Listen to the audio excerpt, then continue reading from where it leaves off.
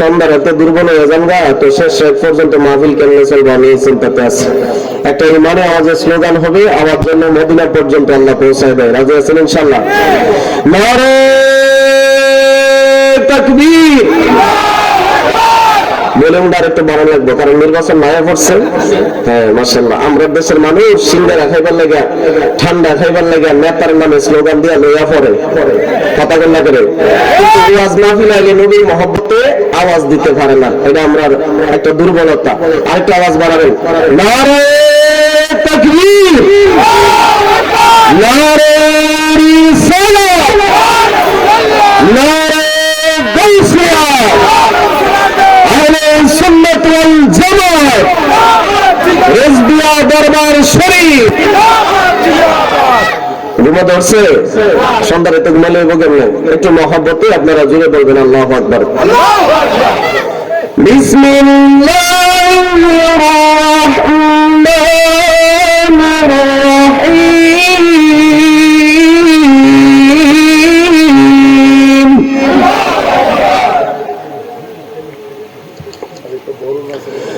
ومن يطع الله ورسوله فأولئك مع الذين أنعم الله عليهم من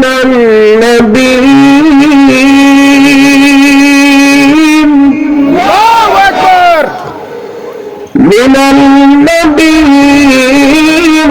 والصديقين والشهداء والصالحين।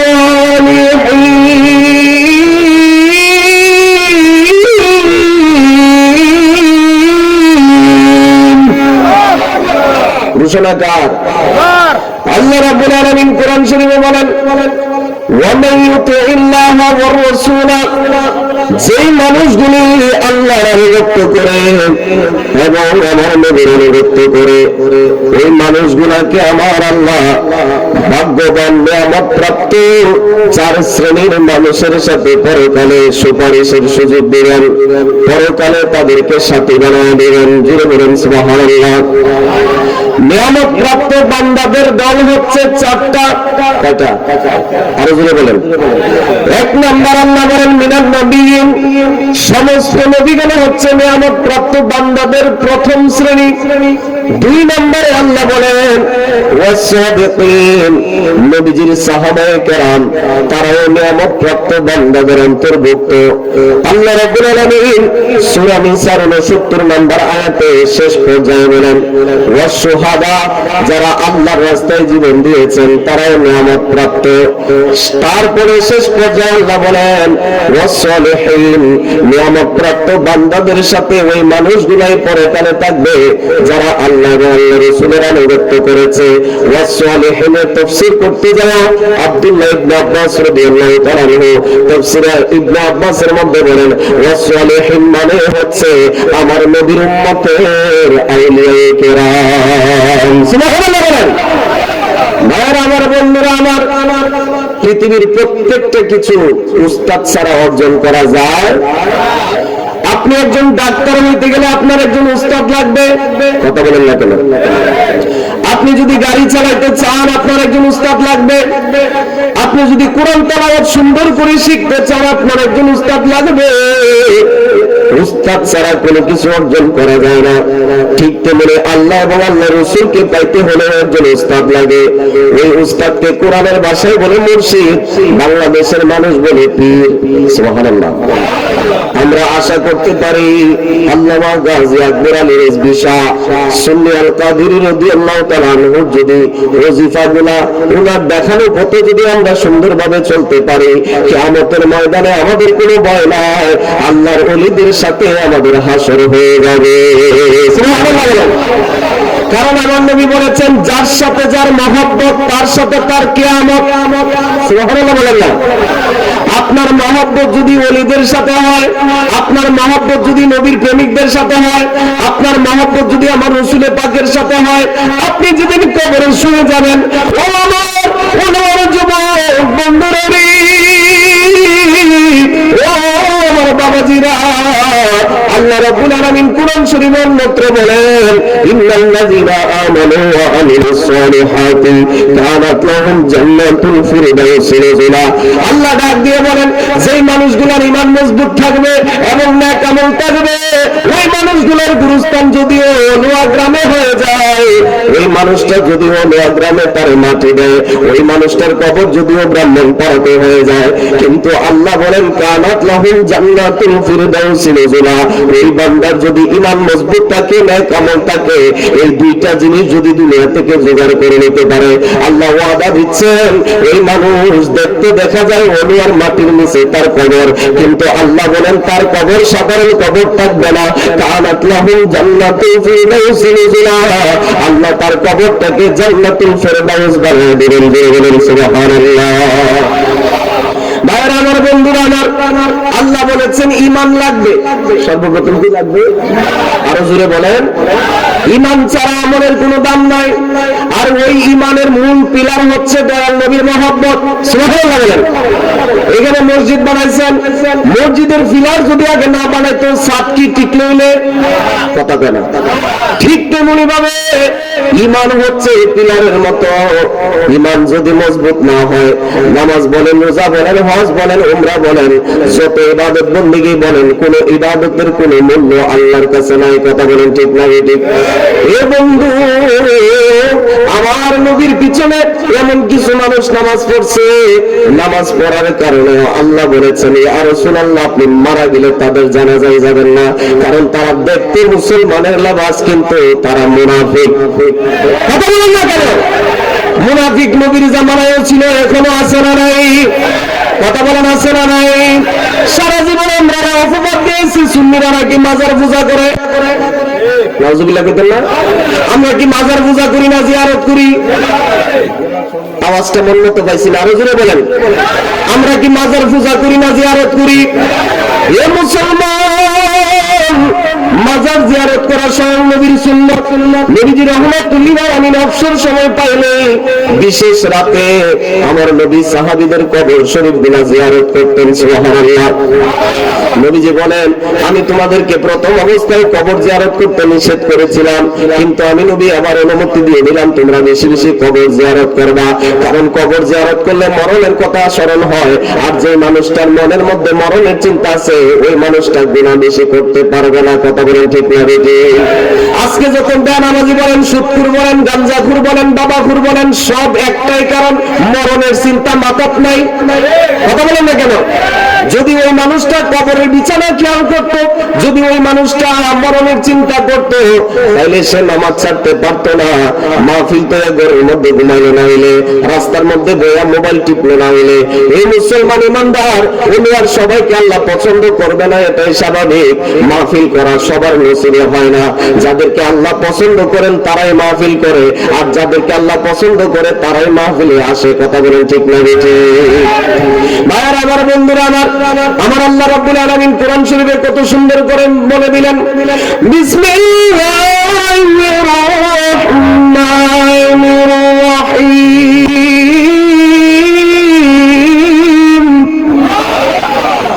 قد أفلح من تزكى وذكر اسم ربه فصلى।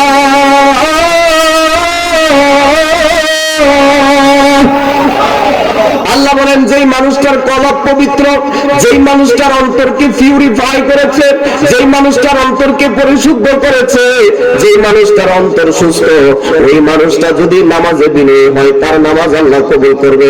তবে শর্ত হলো আগে কলব পরিষ্কার করা লাগবে। কথা বলেন ঠিক না ঠিক? নবীজি বলেন, কলব সুস্থ হলে মানুষটা সুস্থ। এ বন্ধু, ও গ্রামের মুসলমান ইমানদার নবীর উম্মতের বল, আমি বলছিলাম নবীর মহব্বতের নামে মান। সাহাবায়ে কেরাম কত ভালোবাসতেন।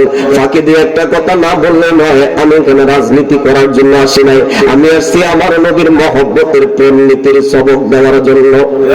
কথা বলেন ঠিক না ঠিক? সুন্নিদেরকে দুনিয়ার কোন রাজনীতির মধ্যে পাওয়া যায় না, সুন্নিদেরকে ক্ষমতার লোভ দিয়ে টাকা দিয়ে কেনা যায় না। আরে বাবা, অনেকে তো ভোট কালেকশন করতে যায়, হিন্দু বাড়িতেও চলে যায়। কথা বলেন না কেন? সারা জীবন সুন্নিরা অপবাদ দিছে মাজার পূজারি, এখন দেখলাম তারা মন্দিরে যায় মূর্তি পূজা শুরু করে দিছে, আর বাড়ি বাড়ি যায় বলে অমুক মার্কায় ভোট দিলে নাকি জান্নাত কনফার্ম। নাউজুবিল্লাহ বলেন না কেন?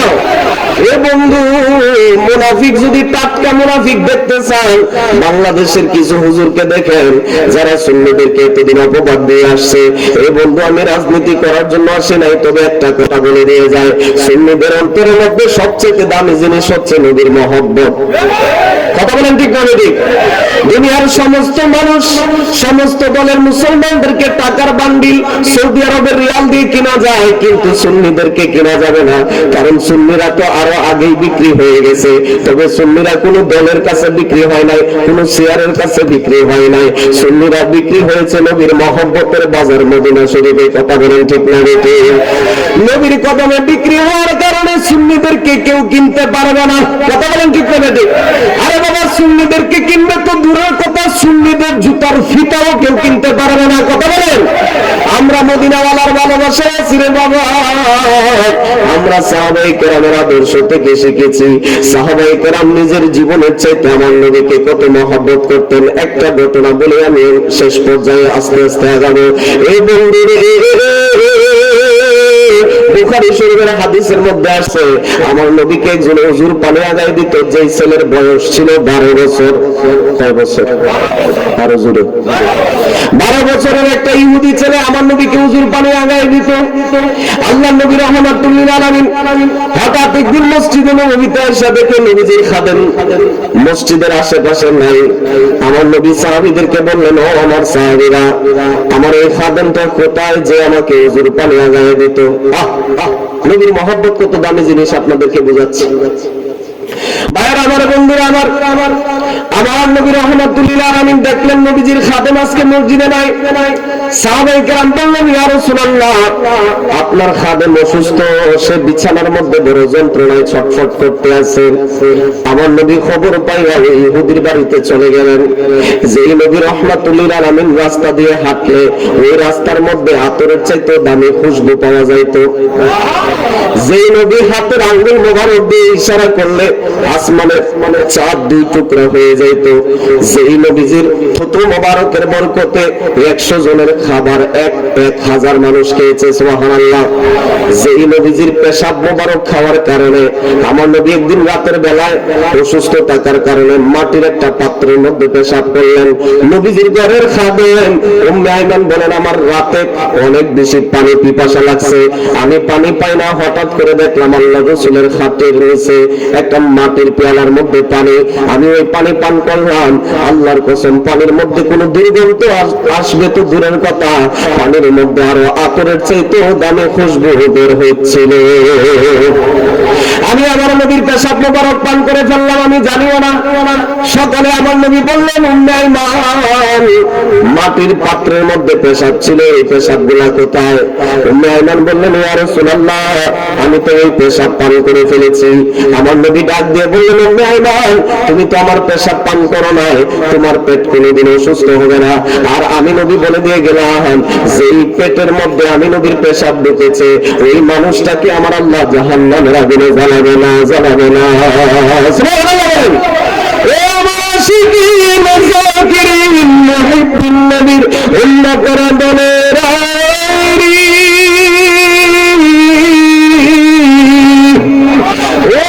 নবীর পাগল আমার নবী ডাক দিয়ে বললেন, ও সাহাবীরা, আমার খাদেম কোথায়?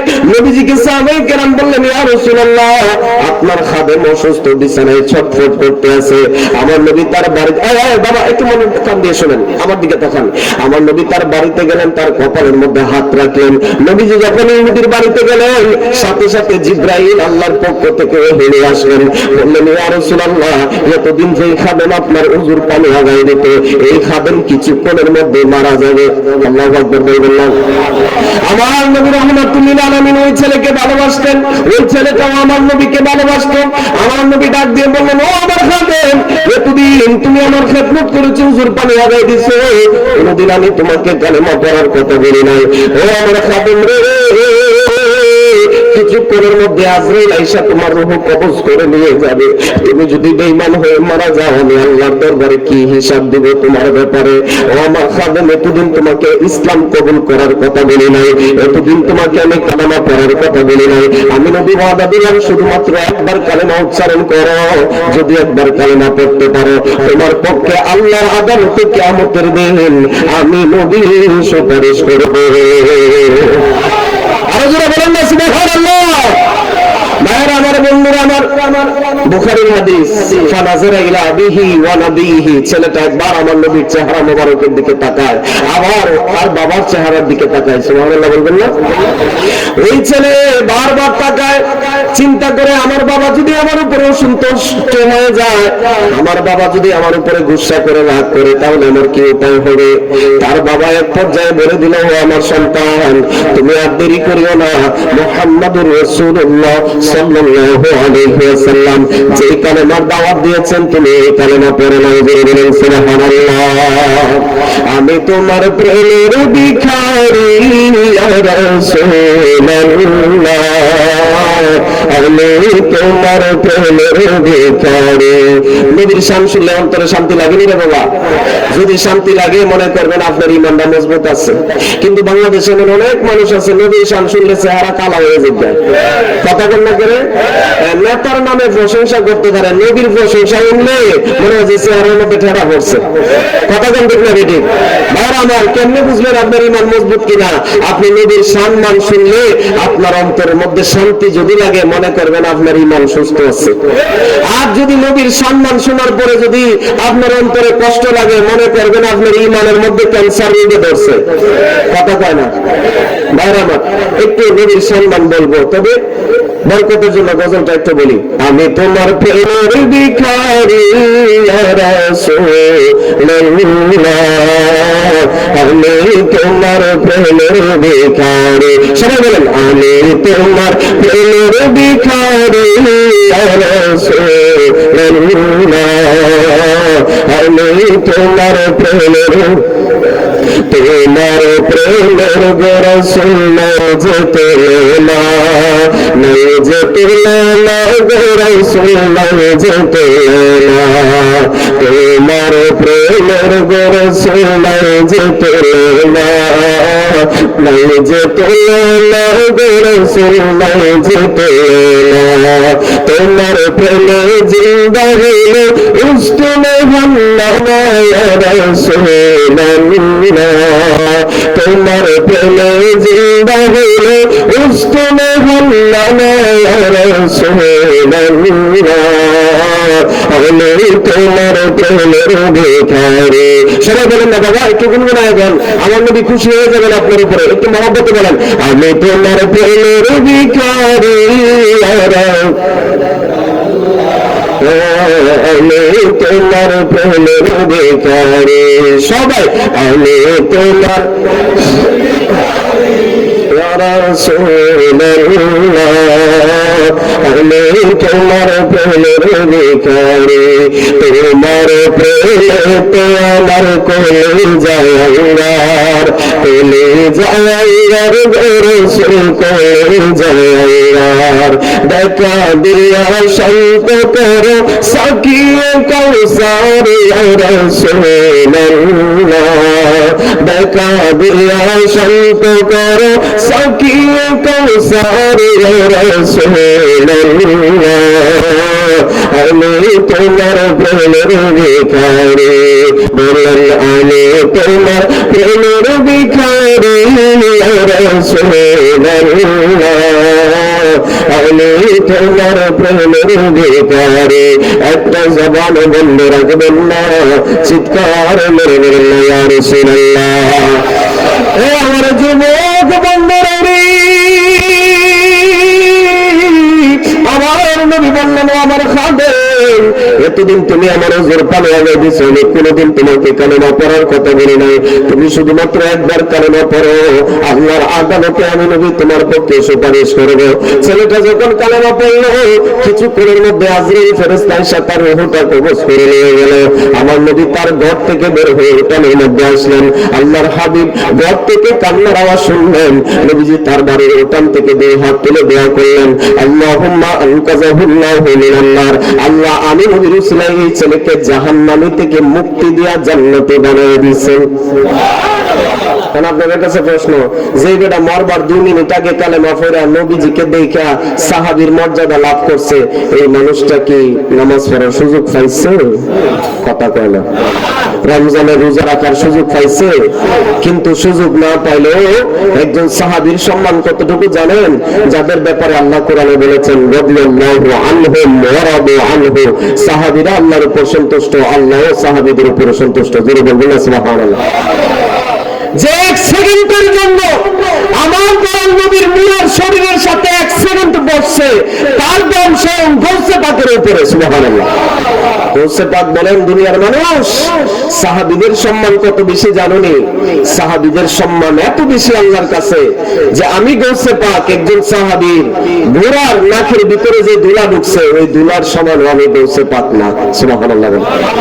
সাহাবীদের সম্মান সমস্ত ওলি আল্লাহর উপরে। সুবহানাল্লাহ বলবেন না? ওই সাহাবায়ে কেরাম দামি হয়েছেন, সম্মানিত হয়েছেন শুধুমাত্র আমার নবীর কারণে। সুবহানাল্লাহ বলেন। আপনারা সবাই জানেন আমার নবীজি 12 রবিউল আউয়াল সোমবারে সুবহে সাদেকে সময়ে দুনিয়াতে শুভাগমন করেছেন। নবীজিকে আল্লাহ কত সম্মান দিয়েছেন। অনেক মুসলমান বলে, অনেক দাড়িওয়ালা ফাগরিওয়ালা বড় বড় শায়েখ টেলিভিশনে ইউটিউবে বলে নবী নাকি 40 বছরের নবী হয়েছে। আরো জোরে। আমার ভাইরা, সাহাবায়ে কেরাম প্রশ্ন করেছেন, ইয়া রাসূলুল্লাহ আপনি কখন থেকে নবী? নবীজি স্বয়ং এই প্রশ্নের জবাবে বলেছেন, আমি ওই সময় থেকে নবী যখন আদম নবীর শরীর আল্লাহ বানান নাই।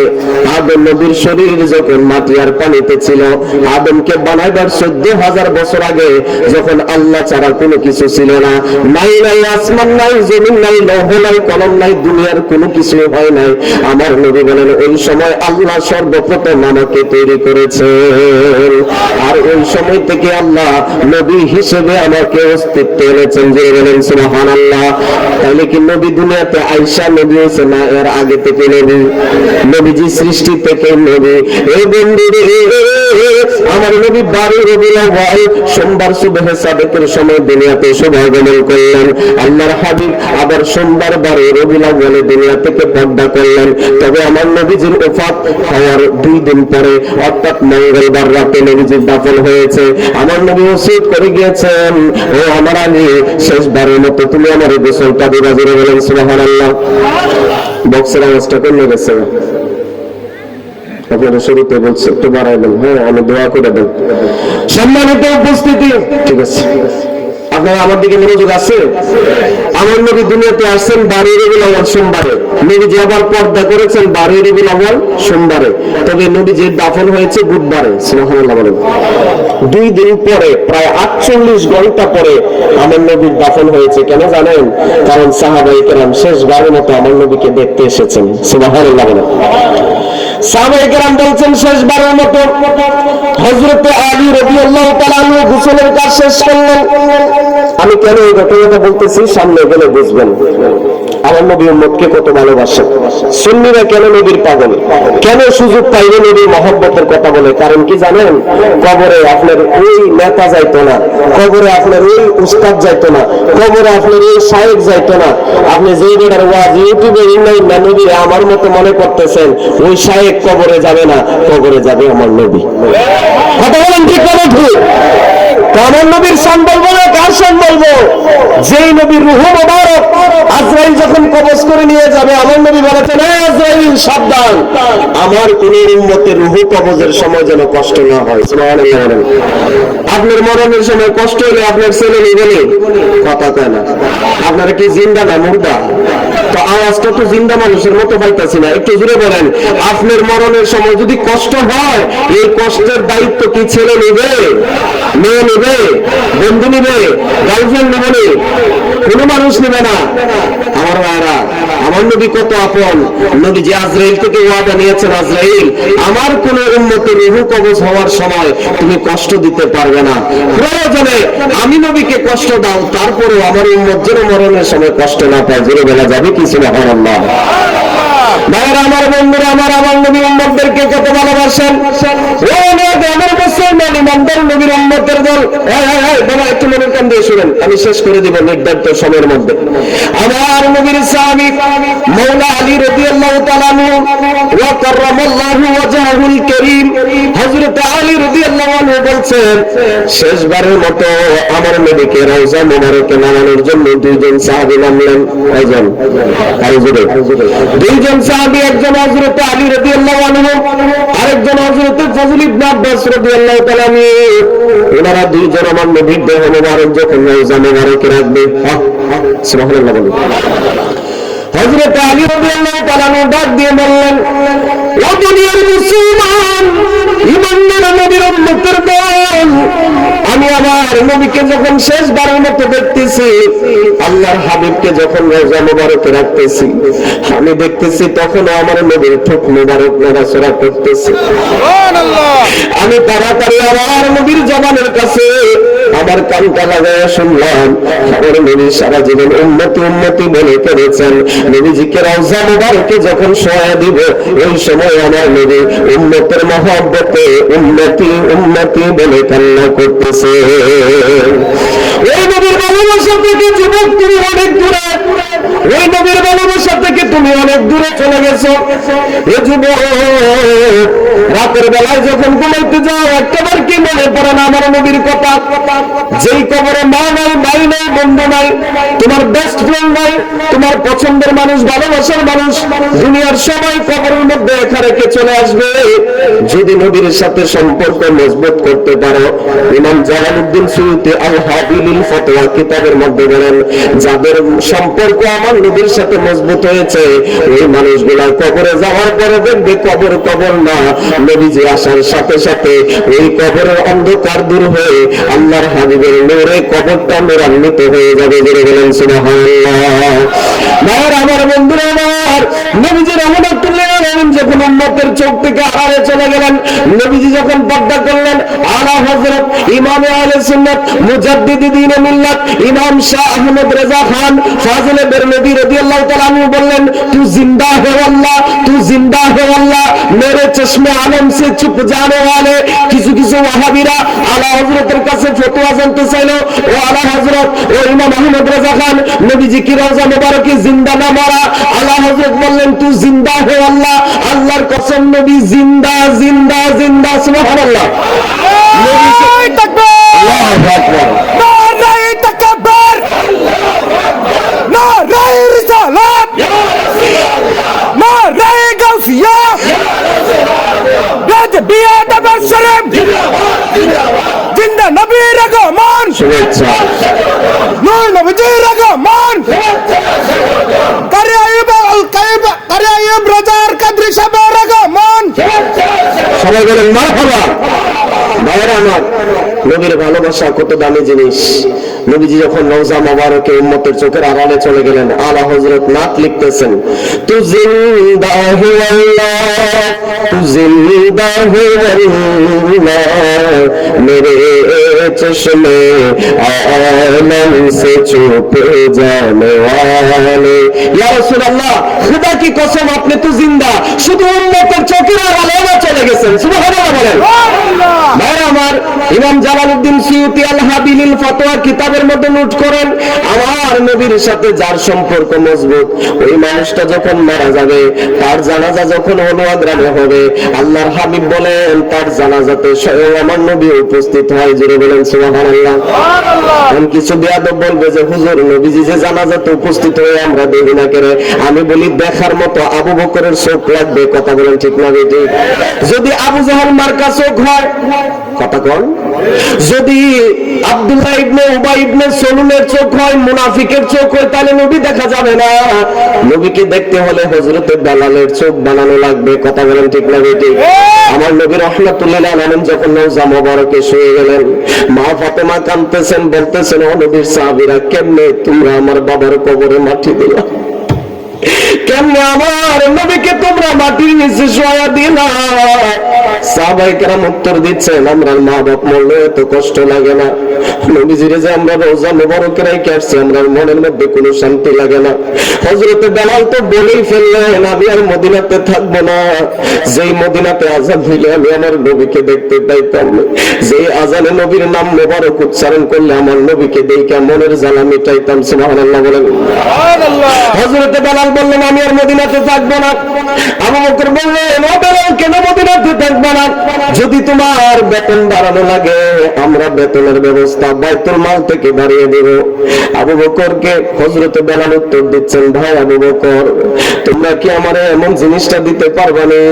ওই জিনিসটা হচ্ছে আমার নবী যদি আবার ফেরত আসে, তাহলে আমি মদিনাতেই থাকবো, মদিনা ছাড়বো না। জোরে বলেন সুবহানাল্লাহ। হযরতে বেলাল ডাক দিয়ে বললেন, আগে আমি আযান দিলে নবীকে দেখতে পাইতাম, নবীজির দিদারে আমার কলিজাটা ঠান্ডা হয়ে যেত। এই কথা বলে বেলাল মদিনা ছেড়ে চলে গেলেন সিরিয়াতে। 1 মাস নয়, 2 মাস নয়, 6 মাস যাওয়ার পরে আমার নবী স্বপ্নে এসে হযরত বেলালকে ডাকতেছেন। আরে বলেন না বাবা, চিন্তা করছেন কতটুকু নবীর প্রেম থাকলে নবী স্বপ্নে এসে উম্মতকে ডাকে।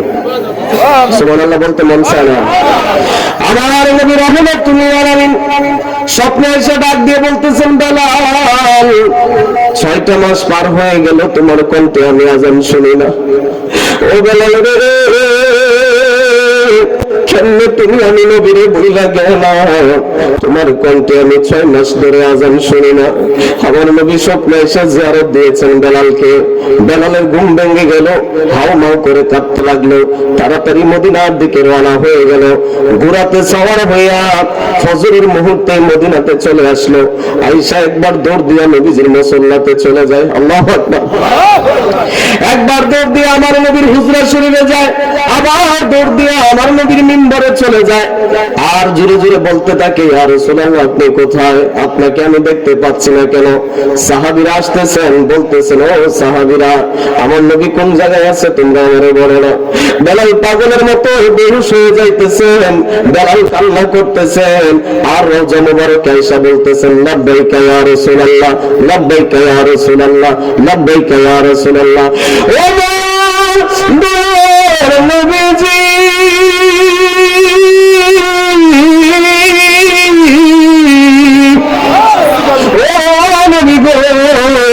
স্বপ্নে আমি গোলামকে ডেকেছেন, ইয়া রাসূলুল্লাহ, আপনার কদমে হাজিরা দিয়েছি গো নবী। ইয়া রাসূলুল্লাহ, দোহাই লাগে আর গোপনে তাইকেন না। আশিকের এই অবস্থা কত সুন্দর করে নাতের মধ্যে লিখেছেন, আমার বুঝলো নার বুঝলা নার বুঝলা যেতে চাই সে নদীরা মনের আশা পুরা রব্বানা, হায়রে মনের আশা। বাবা একটু গুনগুনায় বলেন, যদি ভাগ্যবান হয়ে থাকেন তাহাজ্জুদের সময় আপনার বাংলা ঘরে স্বপ্নে নবীজি আপনাকে দিদার দিতে আসবেন। জোরে বলেন সুবহানাল্লাহ। একটু গুনগুনায় বলেন, আমার বুঝলো নার বুঝলো নবী, বুঝলো নার বুঝলো না, যেতে চাই সে মদিনা মনের আশা পুরা রব্বানা, হায়রে মনের। ও নবী গো, মনে আমার অনেক আশা, দেখবো আমি তুমি রোজা না ইয়া রাসূলুল্লাহ ও নবী গো মনে আমার অনেক আশা দেখবো আমি তুমি রোজা সে আশাতে চোখের জলে নবী সে আশাতে চোখের জলে দিন কেটে যায় কত না মোদের আশা পুরানা সবাই বলেন হরে মোদের আশা আমারে বুঝল নারে বুঝল নার বুঝল না যেতে চাই সে মদিনা মনের আশা দুইটা হাত তুলে নবীকে দেখান, একটু গুনগুনায় বলবেন আর এইভাবে নাড়া দেবেন। আল্লাহ যেন রহমতের ফেরেশতা দিয়ে ভিডিও করায়া এই দলিল প্রমাণ যেন কিয়ামতের ময়দানে নবীজির সুপারিশের উসিলা হয়ে যায়। একটু গুনগুনায় বলেন আমারে বুঝল নার বুঝল বুঝল না যেতে চাই সে মদিনা মনের আশা মাশাআল্লাহ হরে মনের আশা হাত নামায় ফেলেন। ও নবী গো কত দিন রজনী গেল নবীর দিদার নসিব না হইল ও নবী গো কত দিন রজনী গেল নবীর দিদার নসিব না হইল আমার অনেক বেশি নবী গেলা আমার অনেক বেশি তাইব যে দিদার দাওলা মোদের আশা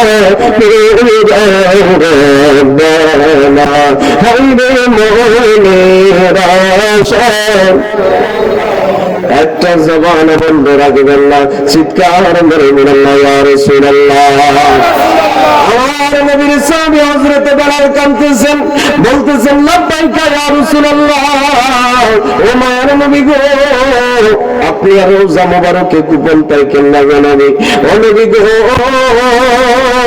মক্কার মানুষের আমারে কোনো ইজ্জত দেয় নাই, আমি কলেমা পড়ার আগে মক্কার মানুষের আমারে কোনো ইজ্জত সম্মান দেয় নাই। ইয়া রাসূলুল্লাহ আপনার কলেমা পড়ার কারণে কত কষ্ট করছি গো নবী।